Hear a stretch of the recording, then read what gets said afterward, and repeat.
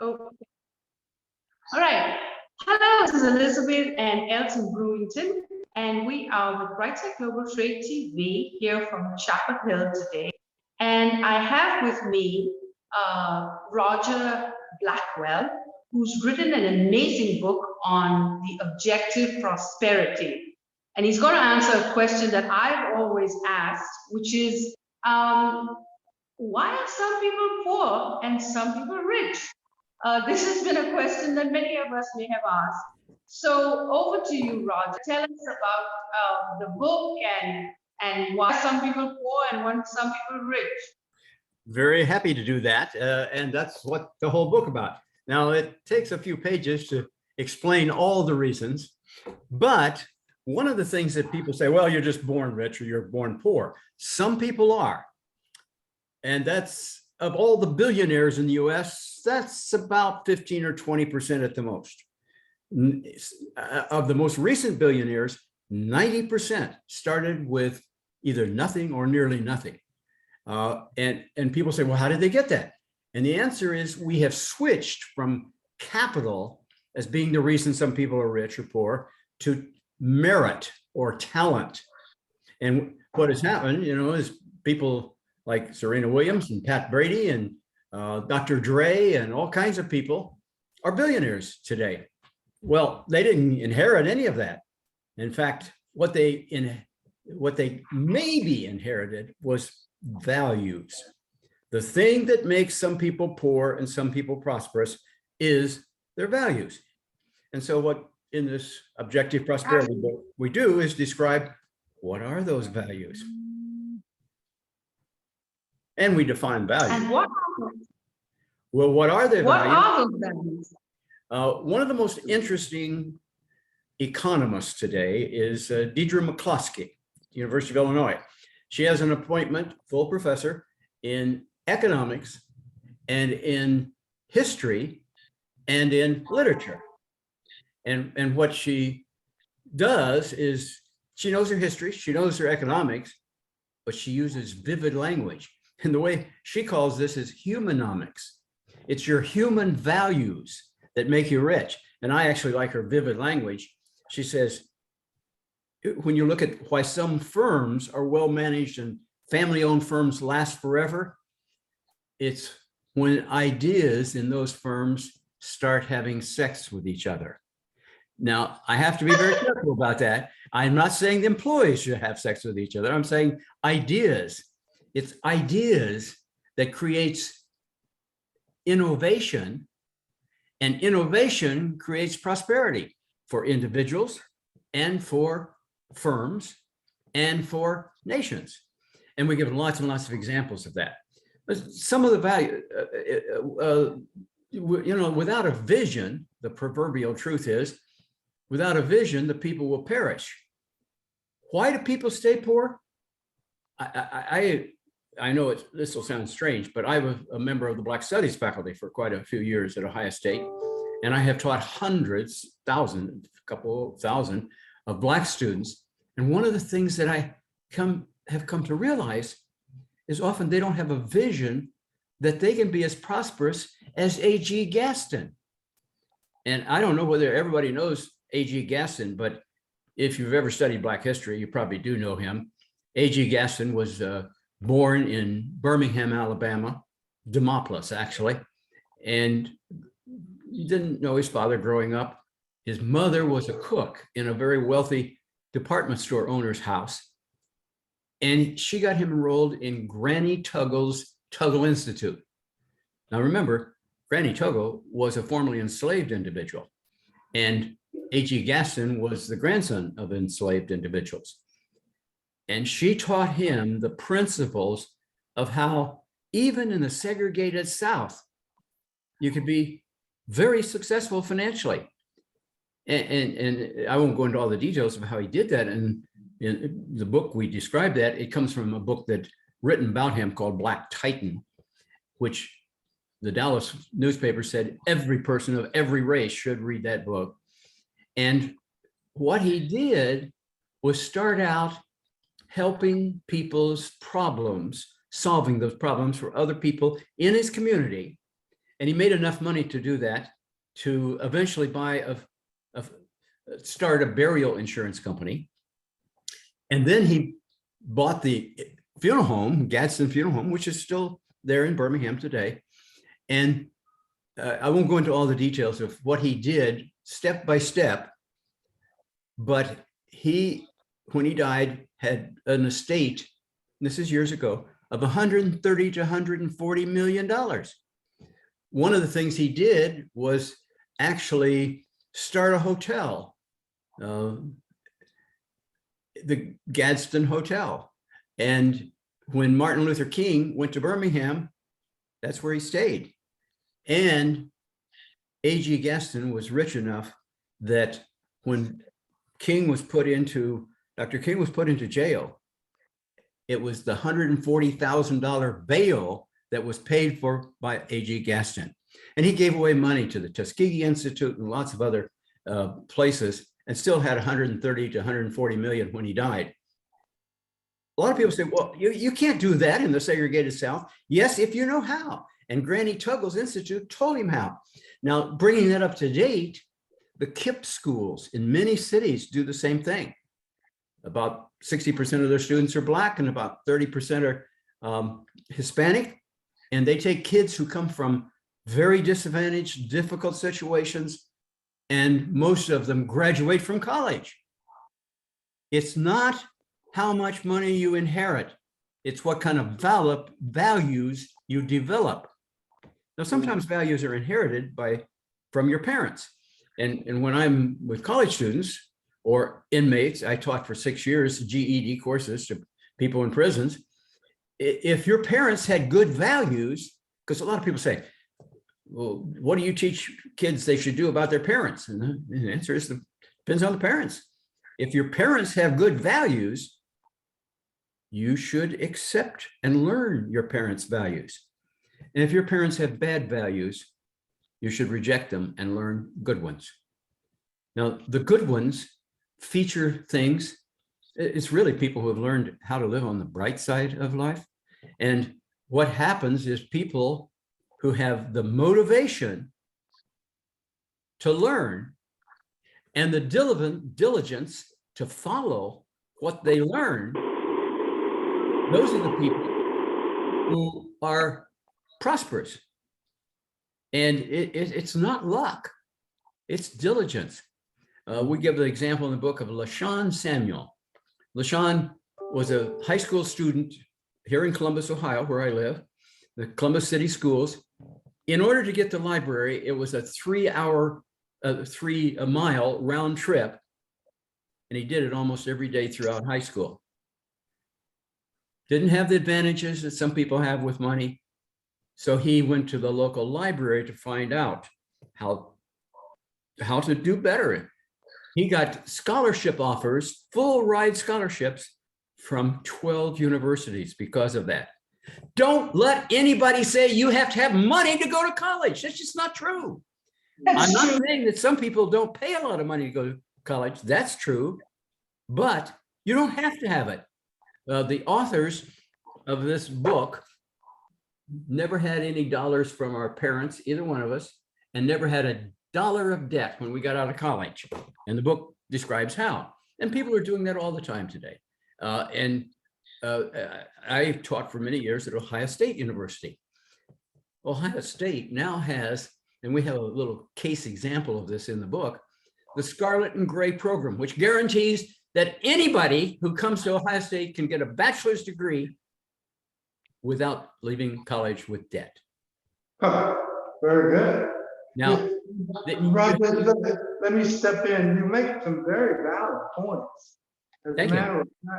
As a matter of fact, I'm really challenged or wondering how this relates in relationship to aspect of time. Because when you look back over time, eras and years, and using the same applicable theory about your undeniable passion to create, develop your skills, and it makes sense. I understand that. And so the same, I was watching a series with David Letterman, he interviewed very wealthy men and women. And one of them was Ryan Reynolds. Ryan grew up in a very poor and impoverished conditions, but he's very wealthy now, and only because he took what the best that his parents gave him, and he applied those skills to make him better enriched to pursue wealth that way. Which goes quite, and I'll tell you another story, the story of Madam C.J. Walker, who was the first Black millionaire. And described in this book also. Yeah, and she, in 1910, she had a sales conference where she hired salesmen and women, or mostly women, to sell her product. Now, she had a background in slavery, but she still had a sales conference to sell her product. So you make a great point, and your book, I'm sure, bears it out in terms of how do we overcome the challenges that typical women and women today face to pursue an ambition of development. And so, in your book, what is the key point regarding time and the pursuit of your passions in today's time and space? Well, yeah, the ability to be, and I don't like the term wealth. Okay. Wealth is what you build up from high income over life in order to be ready to live the rest of your life when you don't have to work for your income. Actually, at one time, people wanted to be wealthy, and there's still some people who do. But what people really want to do now is have enough money to do the things, take care of their family and things they enjoy and that sort of thing. That's what prosperous is being about. Now, as you have more talent and scarcity of talent compared to other people, the more prosperous you become. And you can, if you have the right attitudes toward money, you save, not spend. And we have a chapter in the book on how anyone can be a millionaire. Anyone who doesn't retire with $1 million to $5 million just avoided the one thing you have to do that. Start young. And you have to save instead of spend. And a lot of athletes and I once wrote a book on rock and roll legends, and I interviewed a lot of the classic rock and roll people, and a lot of them go broke. In fact, 80% of the people who win the lottery go broke soon. The reason is they spend instead of save. And so that's one of our points is you save. And that's what A.G. Gaston learned from Granny Tuggle. Save a little bit out of every paycheck, no matter how small. And his paychecks were really small. And if you do that, you'll end up wealthy when Yes, you're ready to retire. that's true. My mother always said, if you save $100 a month, and then when you retire, you'll have a fortune. And You will have growing money. You're But absolutely right. Yeah, you'll have more than 1 million if you do that. Yes. Here's a question too, in relationship to learning. Now, the older you become, I mean, I think there are people who, no matter how old they are, they still have an appetite for learning. They're consistently challenged to learn new and better skills. They're captivated by reading and absorbing more and more information, as well as looking at solutions and methods to solving problems. You know, and those people, of course, adapt and capture skill levels that create a whole different paradigm for their lives and their futures and their own personal lives. In your book, is there an aspect to that, learning and the passion for learning like You're that? absolutely right. In the very last part of the book, it concludes, I don't know whether you can read this or not, with Roger's rules for success. Now, before I say any of those, I want to add that I do not recommend these be the rules for you, but I do recommend that you actually write out your rules. And one of them is the one that you just said, learn to live, live to learn. And yeah, and people read books like this. What's the richest family in the world? Anybody know that? Waltons? The Walton family. You're absolutely right. And one of the previous books of this was called Saving America. I have a whole chapter on when did he start becoming wealthy? You know, what age did he start Walmart? 50s, 40s, 50s. Very close, 45. Yes. Okay. He learned how to make money by having a paper route when he was a kid growing up. And his family had a cow and they had excess milk. So he sold some of the extra milk to some of his papermat customers. And he and his wife he worked for J.C. Penney. I think his wage was $75 a month, something like that. And they saved their money every month. And when he got enough of it, he and his wife, Helen, at 45, started Walmart. And here's the two principles that made him the wealthiest family in the world. They opened their store. They only had 7 employees. It was in Rogers, Arkansas. And he asked 2 questions to employees every Saturday morning. When they opened at 8, they would have a meeting at 7:30. And one of the questions he asked them was, what books have you read lately that would make our firm manage better than other firms?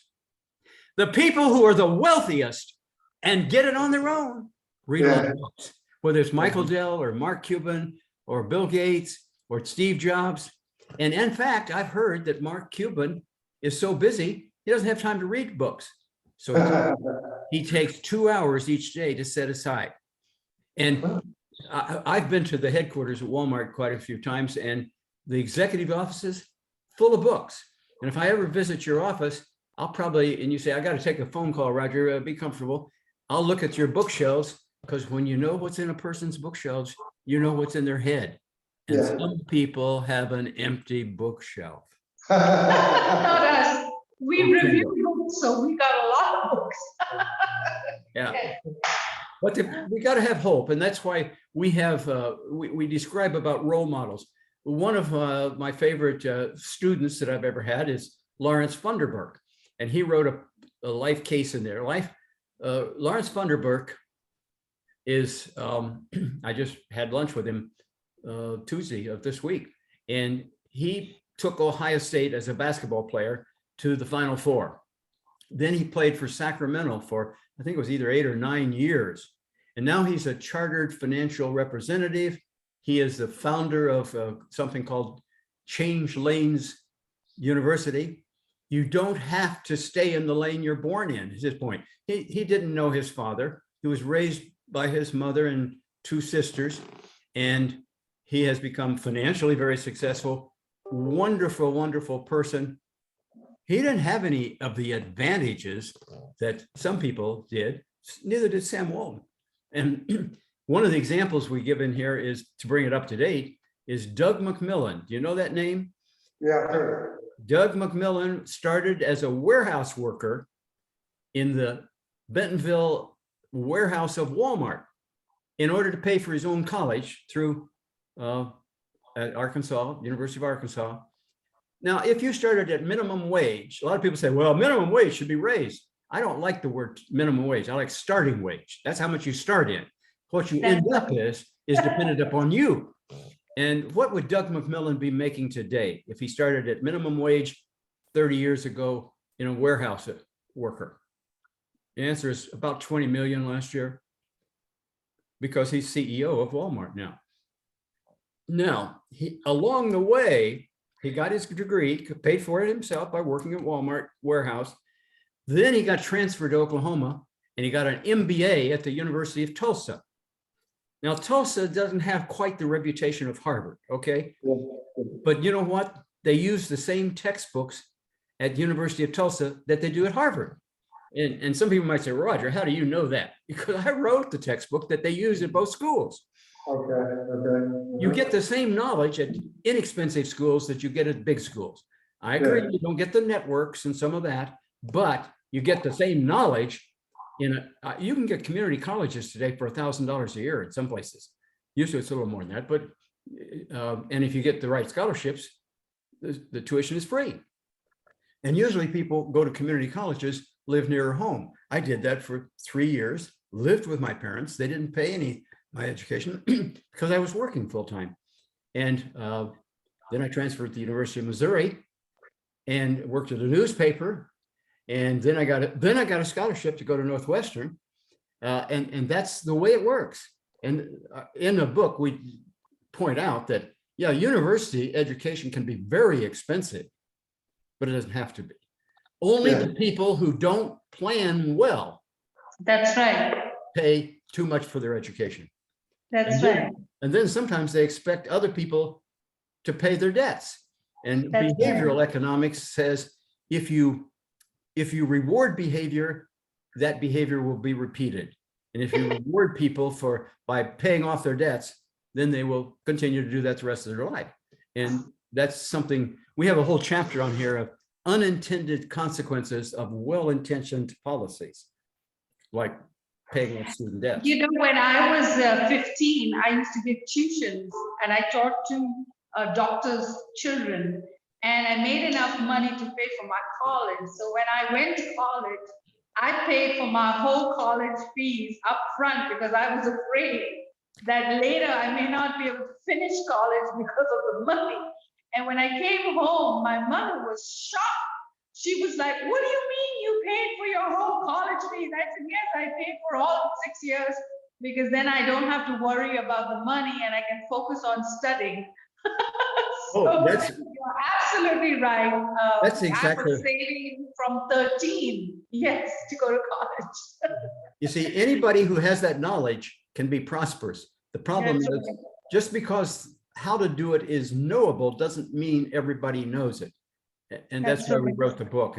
And we actually think that the book, actually, I have been invited already to go to prisons and teach this to help people when they get out, because I've done that before.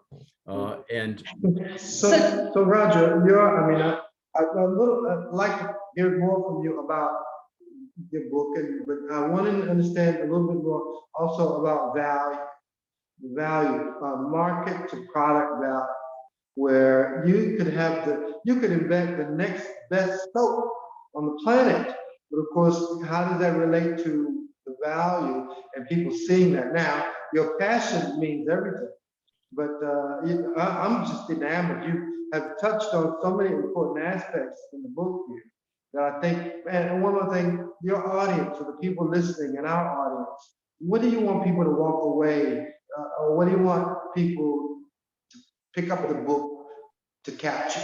What do you want people that pick up the book to capture? the first thing I want them to know is, how can you do that? And it is values, but you've got to define those values. And that's why we give examples all the way through. Now, when it comes to starting a business, my previous book, my new book is 41st book I've written. This was a very successful book called Saving America: How Garage Entrepreneurs Grow Small Firms into Large Fortunes. That's the one that has a whole chapter on the Walton family. And I first started writing that while I was teaching students in prison, inmates, how to get a job when they get out. And a lot of them would say, "Well, Blackwell, nobody's going to give me a job. I got a felony conviction." And I say, "That's probably true, actually. So give yourself a job." And they say, "Well, what do you mean by that?" I say, "Well, start your own business." "Well, I don't know how to do that." And that's why I wrote this book, is to teach people how to do that. I know people in the lawn mowing business, a lot of them make over $150,000 a year. Now, if you know how to mow lawns well, and you're responsible in showing up every week and all that time and so forth, yeah, you can make 100,000 plus. In my house, I have a lot of windows, and I needed to have them cleaned. And somebody recommended a window cleaner to me. And I called him up and he said, "Yeah, I charge $500 for a half day." I said, "Fine." And we set an appointment. And he came out, and I have double pane windows. They have to be taken apart to clean them, Pella windows. And he said, "Oh, you got a lot more windows here than I thought. It's going to take me another half day." I said, "Fine, stay this afternoon." He said, "Oh, sir, I don't have another half day unbooked for 7 weeks." Whoa. Now he's making $1,000 a day, and he's booked every day he wants to work. If he wants to make $300,000 a year, he can. Why? because he knows how to clean windows better than other people. I know auto mechanics routinely making over 100,000, but I know one called Old Charlie who makes $250,000 a year because he can repair diesels. And I asked the owner of the firm where he works, why do you pay Old Charlie $250,000 a year? He said, because he can fix anything that comes through the door, and he can do it in about a third the time of other people. This is why the subtitle of this book is Behavioral Economics. And that turns some people off, probably say economics, who want to study about it. Well, behavior is what really happens. It's practical economics, not what the textbooks say is supposed to happen. And in behavioral economics, we understand that scarcity is one of the most important things. This traces back, I don't know whether you like history or not, but if you do, you go back to Schumpeter and the Austrian economists who were behavioral economists early on, the predecessors really. And what they did is discuss the diamond water paradox. Now, which is more valuable, water or diamonds? Now, traditional economics says everybody values it the same. But if you had somebody dying of thirst in a desert and you offered him a 5-carat diamond or a 5-liter bottle of water, which one would he take? The water. That's See, the paradox is that water doesn't cost much usually because it's abundant. Right. Diamonds are scarce, yeah. but in the right context. And that's what everybody has to learn in their own life. What problems can you solve for other people better than other people do? And if you have something that is needed and somewhat scarce, like my window washer who can get $1,000 a day because he's so good, or the $250,000 diesel mechanic, or that other jobs that other people don't want to work. Walmart right now is starting out over-the-road truck drivers at 107,000. And they will even pay, because you got to have 2 things to be a truck driver, a CDL and a clean UA, okay? And if you don't have a CDL, they will actually pay for the 12-week course of any of their employees in their stores who want to make $107,000 being a truck driver, because most people don't want to be a truck driver. But I emphasize, you don't have to have a college degree to be a truck driver. You do have to be willing to do what other people don't want to do. Yeah, this is true. This is This true. is very true. Well, I'm going to stop this recording and then we'll talk a little bit. But you're watching us promote a book called Objective Prosperity. Highly, highly recommended. Get this book. You won't stop reading it. It's a great read and it'll motivate you, especially after the pandemic, to get going. And if you have a question, you know what to do. Put it in the comments. Tell us what you think about it. And then if you buy the book, snap a photo so we know that you're watching this video. You're watching Brightside Global Trade, and we look forward to hearing your comments about the book and about this video. Thank you for